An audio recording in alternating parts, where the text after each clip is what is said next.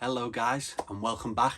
So today's video is going to be a little bit different than the last videos I did. So the last few videos I've put up have been about video games and things like that. This video is going to be about a movie. So what I'm going to do is, the last few videos, like I said, they were video games. The next few videos, what I'm going to do is I'm going to do a few films, and then after that I'll probably do a few videos about a few statues.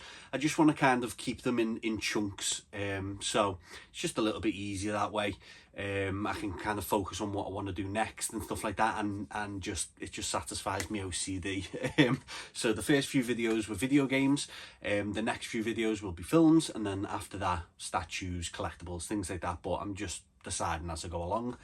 So I thought, this video being the first video that I'm doing on a movie, I would do it on my favourite movie of all time, which is that, and this, Blade Runner. This is the original Blade Runner, the 1982 Blade Runner with young Harrison Ford. We're not talking about this one, Blade Runner 2049.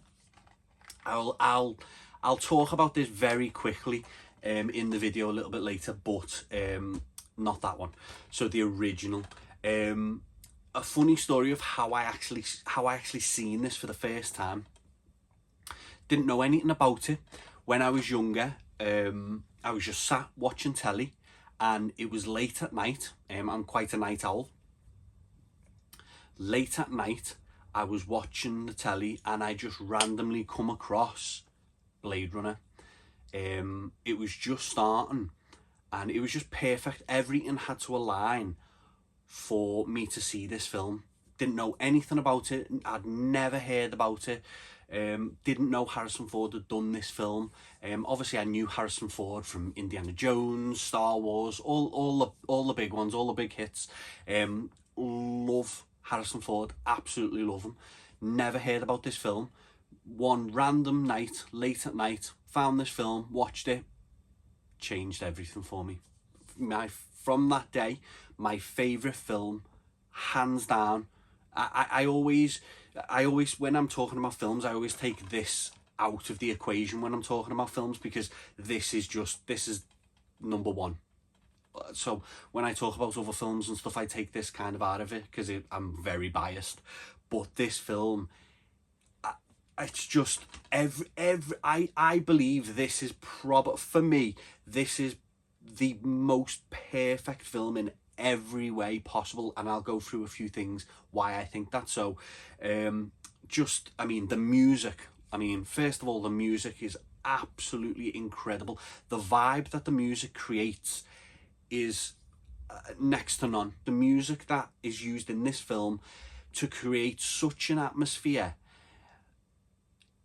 it gives you goosebumps when you watch it. For me anyway, it pulls you into that universe, and I forget I'm me. It's always raining, always. Well, in the first one anyway. Always raining, always dark, dingy.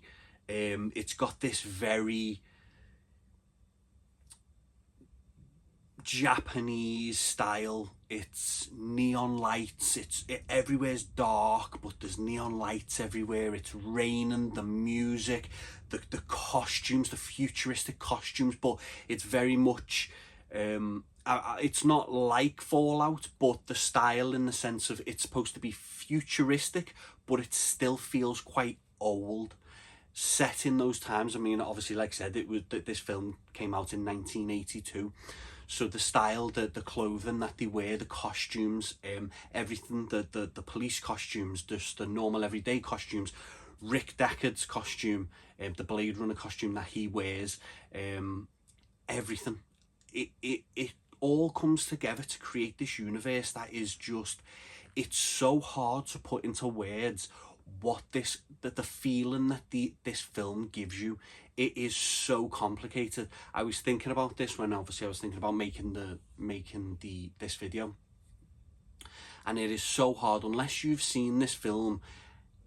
You can't understand. It's like going to Disney World. You can try and explain what it's like to go to Disney World to someone who hasn't been, but until they go, they will not understand. This is exactly the same. If you haven't seen this film, I beg you, please watch this film. It will change you. It will, I mean, even if it's not your favourite film, it will be up there, and it will change how you look at films. 100%. 100%. But yeah, so the film, Harrison Ford, incredible. All of the actors in this are actually unreal. The acting in this, absolutely unreal. I love it. Yeah, it's 1982. I understand that, but it is incredible. Absolutely incredible. All of the actors, I mean, Roy Batty, who is the replicant, or the kind of leader replicant of there's a few replicants. There's 3 replicants. Well, there's actually more replicants that have escaped and come back to Earth. So the premise is replicants are obviously not human. They're like cyborgs. And they've been created, and they've actually been exiled from Earth. They're illegal on Earth because they are quite dangerous. They're used for off-world colonies, mining, off-world mining, things like that. So they're actually not allowed to be on Earth. It's illegal for them to be on Earth. So there is, I think there was 5 replicants that escaped. They were on, there was a slaughter, then they came to Earth, but on the way 2 of them were killed. Then there's 3 replicants that come to Earth, and Roy Batty is the, I would say, leader of the rest of the replicants that are there. And what they're trying to do is basically extend their life. So replicants, they get given a, when they're created like humans, they only get given a certain amount of time. Now theirs is only a few years. And that's more of a safety feature for the replicants to kind of, obviously, if they do escape, if they do, like I said, they're very dangerous. So if they do escape or anything like that, they've only got a short life cycle. So what they're trying to do is extend their life. Now, that kind of pulls in a lot of different things. You can have massive conversations with people, obviously people who have seen this film, who are massive into it, like myself, and it's quite a grey area. The replicants, in some sense, they're not bad. They're not bad. I mean, they're bad with their actions in the sense of what they do. Obviously, slaughtering humans and things like that, that's obviously bad. Don't kill people. Things like that, do you know what I mean? It's one of the things. But the underlying goal that they're looking for is to live longer, to get more of a life. And that is a very human feeling. I mean, human beings, a lot of them, they want more life, whether that is, I mean, obviously you can talk about illnesses and things and people dying young and all that kind of stuff. Yeah, you would say they deserve more life. They're only young or whatever it is. These replicants are young. They're only young. They're created straight away. They're grown, but that's what starts to affect their emotions. So what happens is, because you're basically, click of a finger, you're born, but you're fully grown, you get consciousness, and you don't have any past experiences of growing up, how to deal with your emotions, anything like that. So replicants start to, when they're created, as they start to live, they start to develop weird emotions because they haven't had those memories, those experiences of growing up, where they've been able to explore different feelings of when they were kids and things like that, and be able to understand those feelings more as they get older.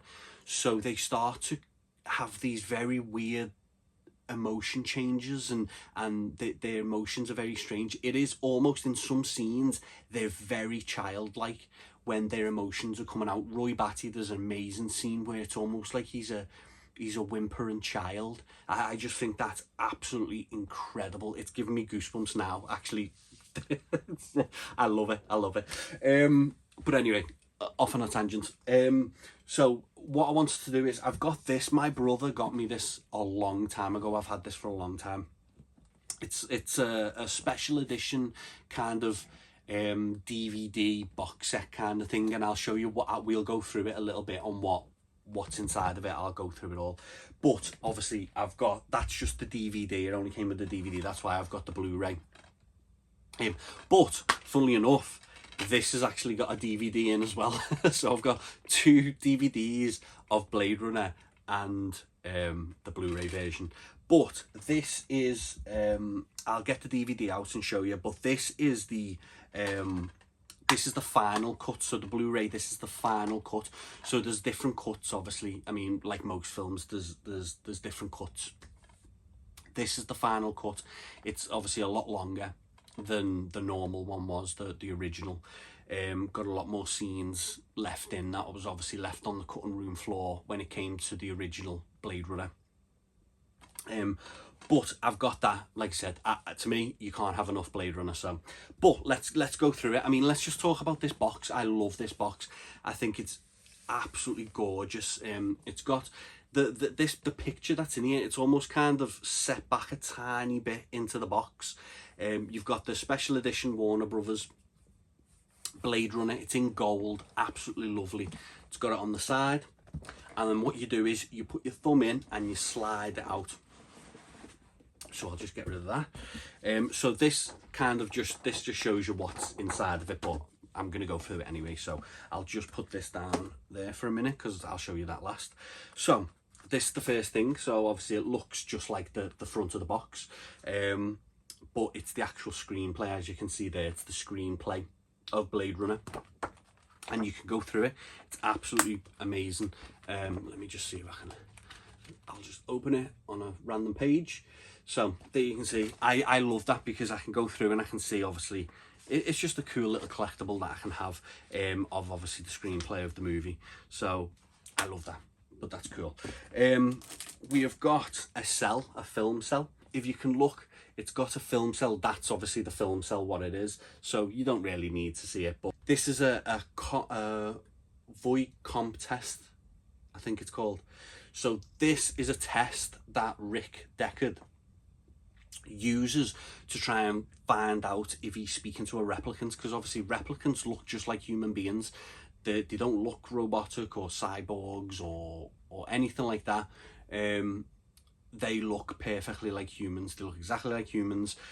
But this test, he'll raise the thing and it'll go onto their eye. A little camera will connect to their eye or face their eye, and it'll check their eye, their pupil dilation, and they will ask them questions. Now these questions are some of the questions start getting really weird.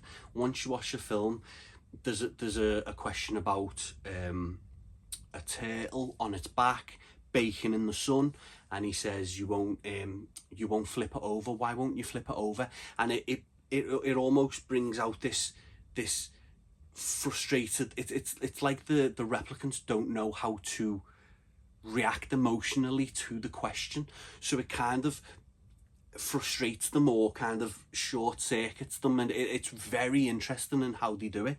They ask them loads and loads of questions. Some of them may be normal, and then some of them will be these really weird questions, but I find it super interesting. But anyway, that's what that is. So that's that. And then we've got some kind of, they're like large postcards. Kind of, they're like a mix between a postcard and a poster. So we've got Roy there. Gorgeous. It's on a card, like a nice, not too thick, but a lovely noise there. A picture of Deckard chasing someone through the street, and you can see there's just the design. You can see the neon lights, you can see the different design of the different people, and some of them are very futuristic, but then some of them are just As you can see, these just look like monks. So it's a melting pot of different things, and I love that. I absolutely love it. So this is the last one, and that is, I don't know if that's Deckard's vehicle or Gaff's vehicle. I don't know if that's from when Gaff comes to pick Deckard up, or if that's when Deckard is taken off and leaving. So they're basically like flying cars. And what I love about this, and what is so incredible, they did not use any CGI in this film at all. Now, when you watch it, when I first seen it, I thought there was CGI in it. Obviously, it's 1982, so it's not going to be incredible CGI. But I thought that they had used CGI. They had not used CGI at all. When he's flying around in his flying car, you will see scenes far back when he's flying high up in the sky, and there's buildings and skyscrapers and things like that. That is all practical effects. And the most interesting part I find, there's certain clips in that film where they were struggling with the budget for the film. So what they did is, they were in the Warner Brothers lot, and they had obviously all props and things like that from loads of different films that they've made from years gone by. I mean, tons of stuff. So what they started to do is they started to use things to create buildings to save money. And there's a scene in Blade Runner where one of the buildings is actually the Millennium Falcon from Star Wars, just stood up on its side. It's just, honest to God, it's incredible. So right, okay, and then the last thing is just the DVD. So this is the DVD. So this is actually, it says it's the director's cut. So that's the director's cut, and that's the final cut. So that is actually longer than that. So it's actually got a few different cuts. Now let's talk about Blade Runner 2049. See, I have to make sure that I'm saying that right, because I'm not that fussed on this. Okay, I liked it. It's okay. It's fine. I don't think I needed it. I don't think there needed to be another Blade Runner at all. I was happy with just Blade Runner the Blade Runner from 1982. I love this film that much. I've actually got the unicorn. So it's origami unicorn. Now, people who have seen the film will know exactly what it's for. But so there's an origami unicorn in the film. Like I said, you'd have to watch it, the whole backstory. Like I said, I'm trying not to make this video too long, but watch it, you'll understand exactly. But literally, I've got that tattoo there because of how incredible this film is. I absolutely love it. I think, to be honest, I would be very surprised if anyone watched this film and they didn't like it. I mean, genuinely, it's got one of the best end scenes. I mean, to be honest, a few. The end scene with the origami unicorn, like I said, when people who know. But the scene with Roy Batty in the rain, that speech that he gives, like, this film is lightning in a bottle. I have not seen anything that comes close to this film, with just how it leaves you thinking. And I think that's why I didn't need the Blade Runner 2049, because I think the first Blade Runner ended perfectly. It's almost like a cliffhanger in a sense.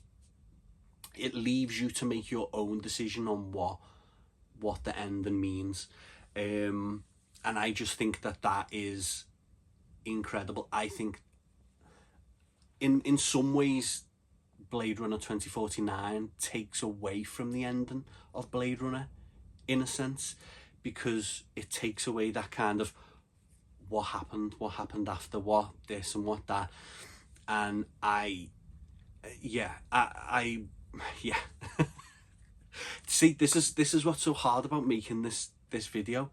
It's so hard because I have so many conflicting thoughts about it. I could talk about this for hours with someone. If I could get someone who is just as obsessed with Blade Runner as me, I could sit there for hours going through every little bit of detail. And I'm not saying I'm the biggest expert of the film. I'm not saying that. I don't know all the actors' names and all this kind of stuff, even the actual characters' names. I'm not massively, like, I don't know every little thing, but I don't need to. That's not the thing. That's not what makes it amazing to me, to know every little detail. It is one of those films where you can put on, sit back, and it is pure, unadulterated art. Like, and I'm so serious about that. So yeah, I mean, watch it.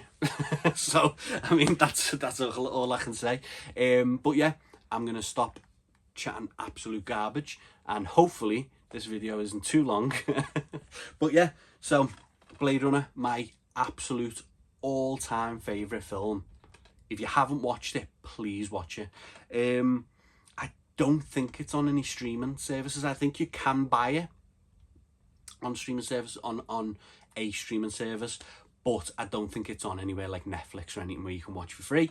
But like I said, if you go into CEX or something like that, you're probably going to be able to pick this up for a few quid. So I think it's worth it. Well, I know it's worth it, and you will know it's worth it when you buy it and you watch it. You will want to keep it and watch it. I watch it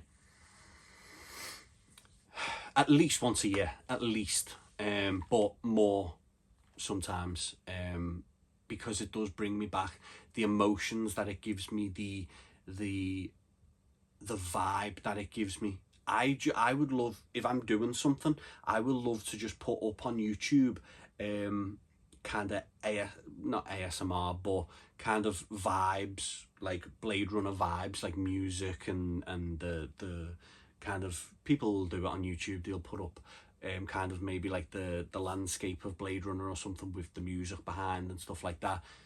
It is incredible. I love it. I'll make all of that, the room dark, and then I'll put that in the background. The music is just incredible, absolutely incredible.